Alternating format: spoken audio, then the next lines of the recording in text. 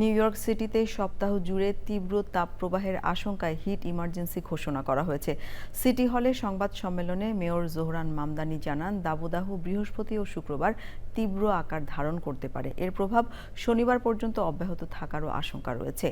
আবহাওয়ার পূর্বাভাস অনুযায়ী নিউ ইয়র্ক, নিউ জার্সি ও কানেকটিকাট নিয়ে গঠিত ট্রাই স্টেট অঞ্চলের বিভিন্ন এলাকায় তাপমাত্রা 112 ডিগ্রি ফারেনহাইট পর্যন্ত অনুভূত হতে পারে। তাপপ্রবাহ মোকাবেলায় শহর জুড়ে মোবাইল কুলিং ভ্যান, অস্থায়ী কুলিং স্টেশন এবং সচেতনতামূলক কার্যক্রম চালু করছে সিটি প্রশাসন।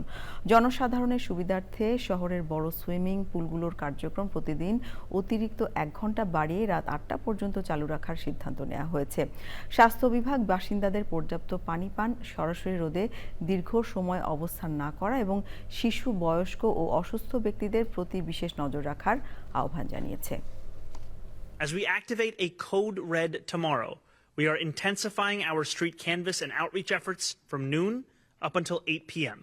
A total of 600 outreach workers will reach out to New Yorkers in need.